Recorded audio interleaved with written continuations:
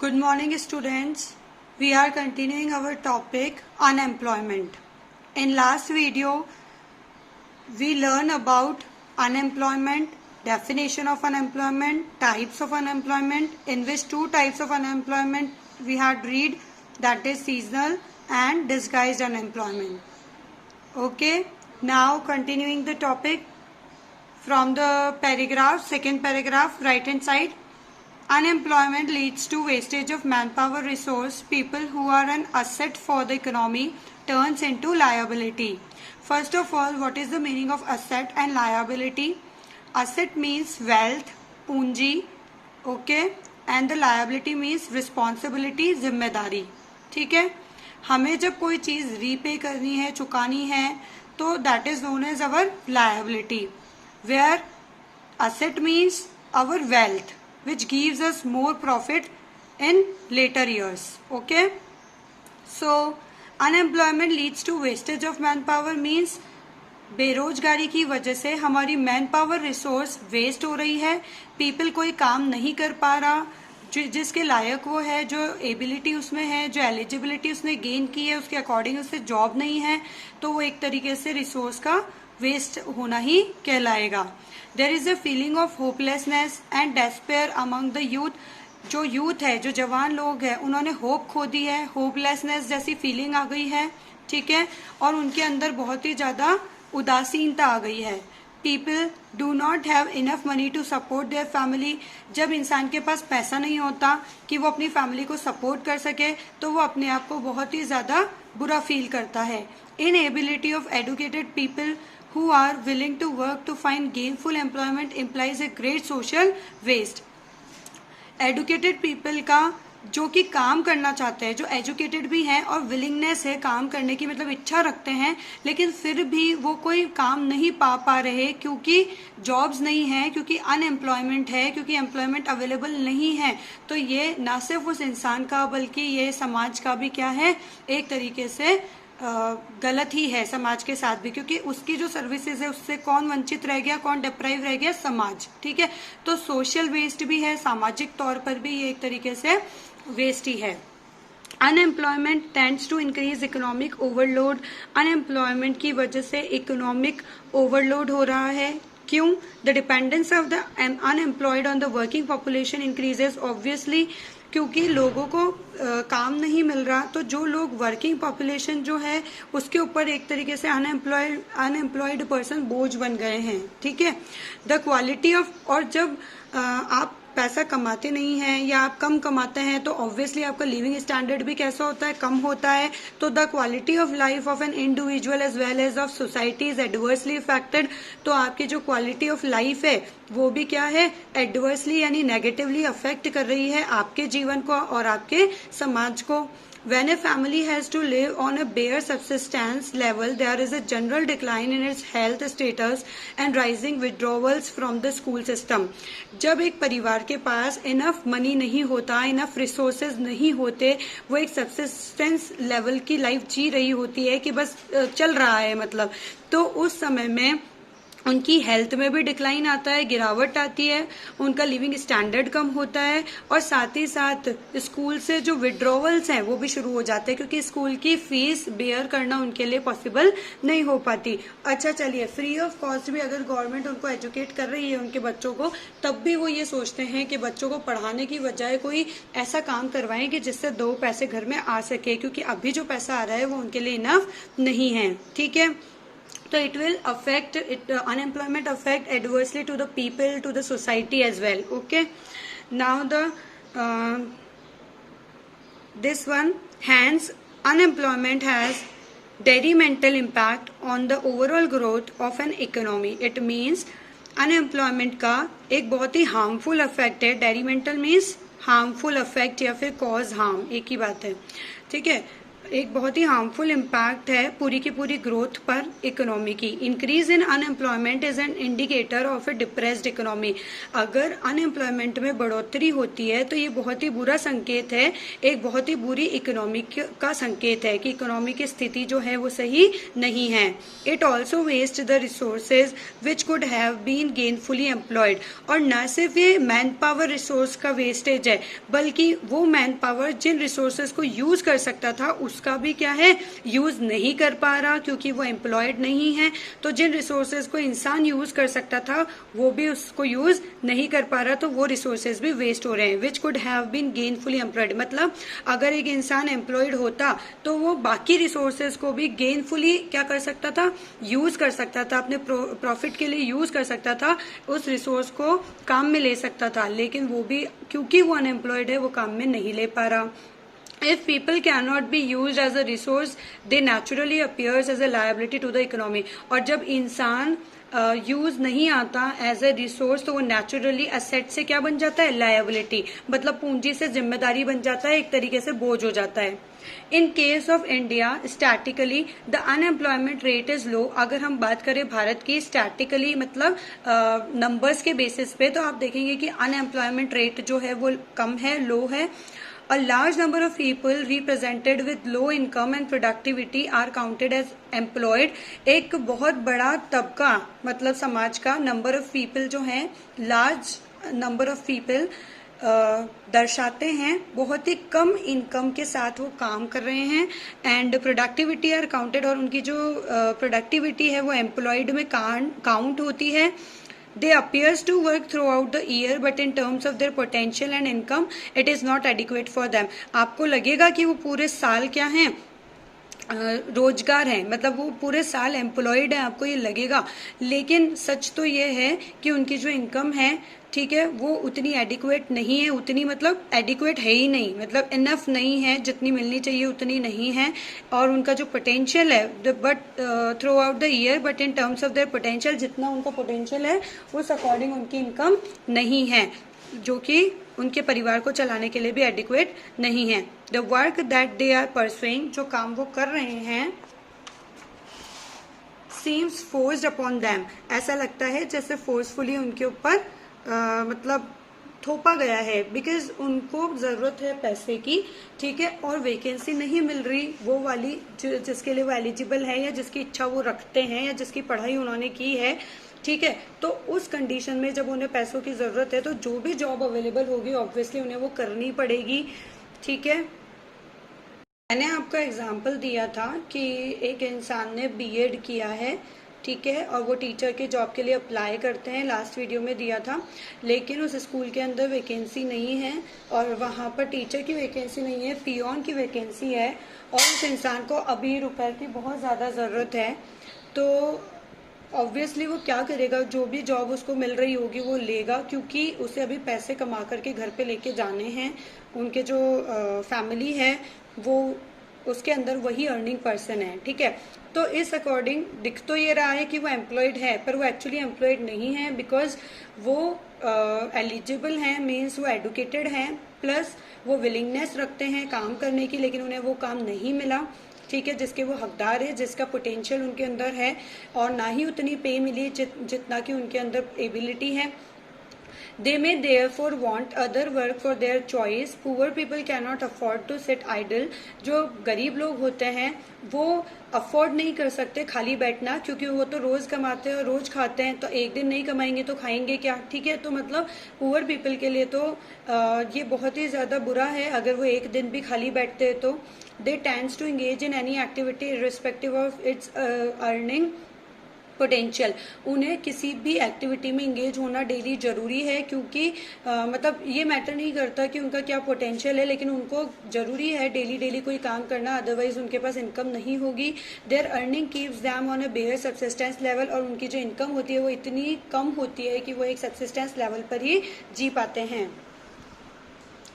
Next इधर आ जाइए। Moreover, the employment structure is characterized by self-employment in the primary sector. Moreover, the employment structure means जो employment structure है वो इस तरीके से है, is characterised by self employment in the primary sector. Primary sector के अंदर तो सेल्फ एम्प्लॉयमेंट का ही है सिस्टम। सेल्फ एम्प्लॉयमेंट मतलब खुद से ही काम जो फैमिली पूरी मिलके करती है। कैसे बताती हूँ, the whole family contributes in the field even though not everybody is really needed. देखिए सारा परिवार मिलके एक ही काम करता है, हालांकि उस काम के लिए सारे परिवार को होने की जरूरत नहीं है, everybody is not needed, but फिर भी सारा परिवार मिलके करता है। तो दिखने में तो ऐसा लगता है सभी एम्प्लॉयड है, पर एक्चुअली ऐसा नहीं है। So there is disguised unemployment, इसीलिए इसे डिस्गाइज्ड यानी कि छुपा हुआ अनएम्प्लॉयमेंट कहते हैं in the agriculture sector. But the entire family shares what has been produced, लेकिन पूरी फैमिली शेयर करती है जो कुछ भी प्रोड्यूस होता है वो। This concept of sharing of work in the field and the produce raised reduces the hardship of unemployment in the rural sector.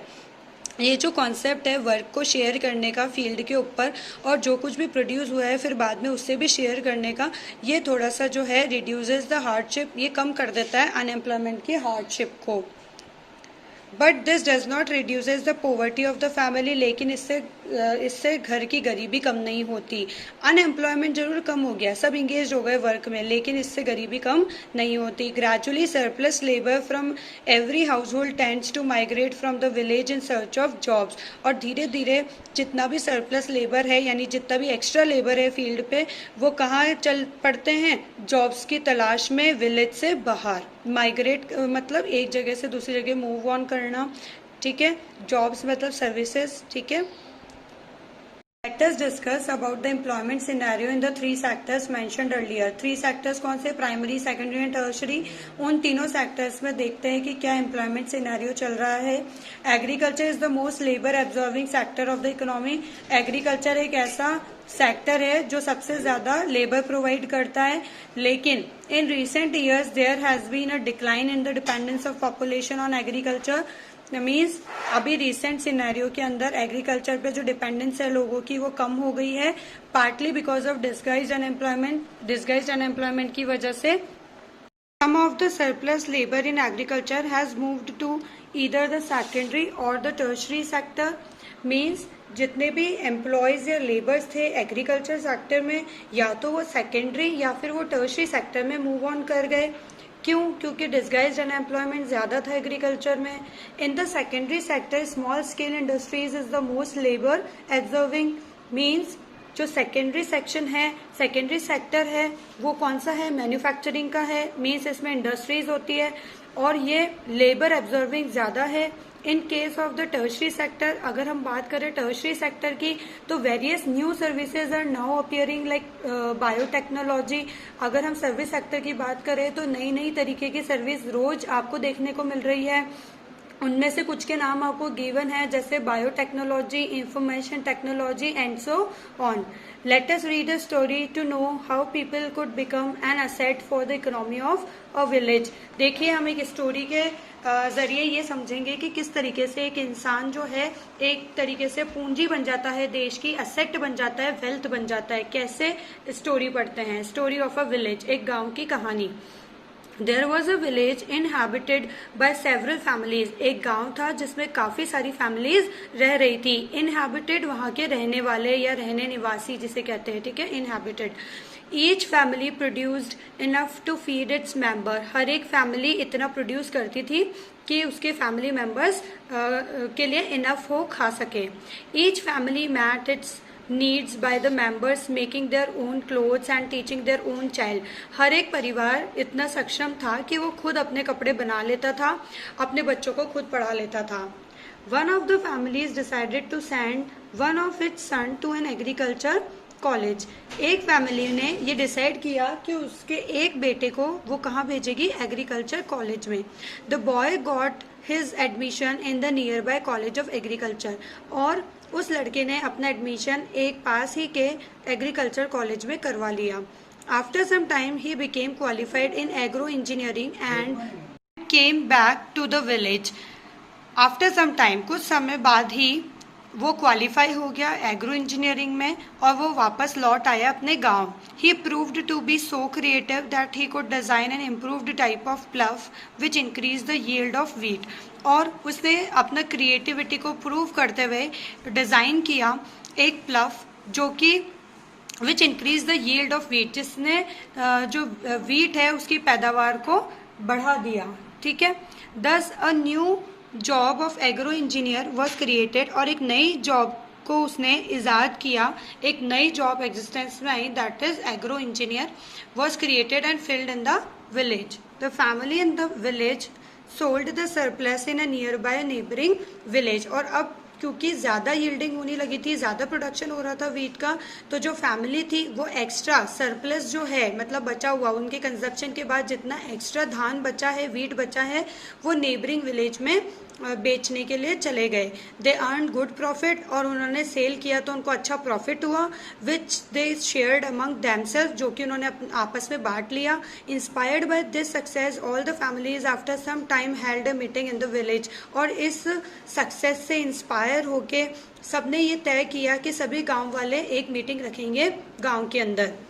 They all wanted to have a better future for their children too, क्योंकि सभी लोग अपने बच्चों का अच्छा भविष्य चाहते हैं. They requested the panchayat to open a school in the village. उन्होंने रिक्वेस्ट करी पंचायत से कि एक स्कूल खोली जाए गांव के अंदर. They assured the panchayat that they would all send their children to school. और सभी ने ये फैसला दिया पंचायत को, एश्योरेंस दी पंचायत को कि हम सभी अपने बच्चों को स्कूल पढ़ने भेजेंगे. The panchayat with the help of government, और पंचायत सरकार की मदद से ओपन द स्कूल. क्या खोली उन्होंने? स्कूल खोली. अ टीचर वॉज रिक्रूटेड, वहां पर एक टीचर अपॉइंट किया गया from a nearby town, उनके पास ही के एक कस्बे से. All the children of this village started going to school. इस गांव के सभी बच्चे अब स्कूल जाने लगे. After some time one of the families gave training to his daughter in tailoring. और all the children of this village started going to school. After some time one of the families, मतलब कुछ समय बाद इन्हीं सारे परिवारों में से एक परिवार ने डॉटर्स को ट्रेनिंग देना शुरू किया, यानी बेटियों को ट्रेनिंग देना शुरू किया टेलरिंग की. उन्होंने टेलरिंग सिखाई. She started stitching clothes for all the families of the village, for everyone now wanted to buy and wear well tailored clothes. और उस लड़की ने टेलरिंग सीखने के बाद स्टिचिंग शुरू करी, सिलाई शुरू करी. अब वो बाकी सारी परिवार के कपड़े भी सिलने लगी और हर कोई अब उसके सिले हुए कपड़े पहनना चाहता था. दस अनदर न्यू जॉब, और इससे एक नई जॉब फिर से निकल करके आई. कौन सी? स्टिचिंग की, टेलरिंग की. That of a tailor was created, जिससे क्या हुआ, एक टेलर भी गांव में आ गया, एक जॉब मिल गई इंसान को, और लोगों को क्या मिल गई? सर्विस मिल गई. This had another positive effect, इसका भी एक बहुत ही अच्छा प्रभाव रहा. The time of the farmers in going far for buying clothes was saved. अब जो किसान बहुत दूर दराज जाते थे अपने कपड़े खरीदने के लिए, उनका समय बच गया और उन्हें गाँव में ही अच्छी सिलाई के कपड़े मिलने लगे. As the farmers spent more time in the field, क्योंकि किसान ज्यादातर खेती करते हैं और खेत पर ही रहते हैं. The yield of the farms went up. This was the beginning of prosperity. अब फार्मर्स पहले की बजाय ज्यादा रहते हैं फील्ड पे, क्योंकि अभी उन्हें कपड़े सिलवाने के लिए बहुत दूर नहीं जाना पड़ता, तो उनको वहीं पर वो फैसिलिटी अवेलेबल हो गई. तो अब वो जो टाइम उनका बचता है वो कहाँ देते हैं? फील्ड पे देते हैं. और फील्ड पे देने की वजह से उनकी जो यील्ड है वो बढ़ती है और उससे उनकी प्रॉस्पेरिटी भी बढ़ती है. The farmer, what do you mean by prosperity? Prosperity it means wealth. ठीक है. प्रॉस्पेरिटी मतलब धनवान होना. ठीक है. The farmers had more than what they could consume. अब फार्मर्स के पास ज्यादा था जितना कि वो कंज्यूम करते हैं उससे, इसीलिए वो बेच पाने की स्थिति में आ गए. Now they could sell what they produce to others who came to their village markets. अब वो इस स्थिति में है कि जो कुछ भी वो प्रोड्यूस करते हैं वो बाहर भी सेल कर सकते हैं.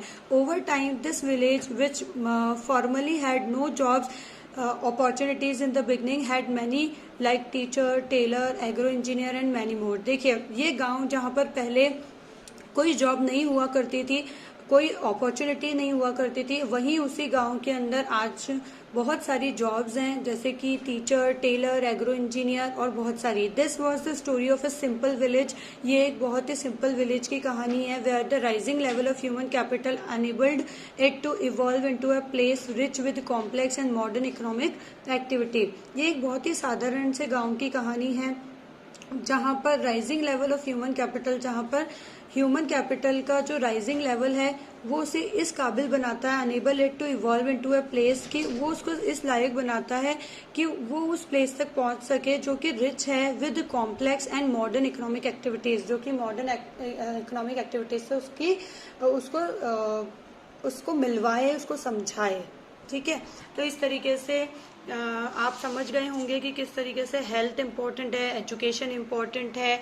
ठीक है, किस तरीके से जॉब्स जो हैं वो हम बना सकते हैं अगर हम एजुकेटेड हैं। ठीक है, तो अगर हम एजुकेटेड है, हेल्दी है, तो एम्प्लॉयमेंट भी हमें मिल ही जाएगा। ठीक है, थैंक यू।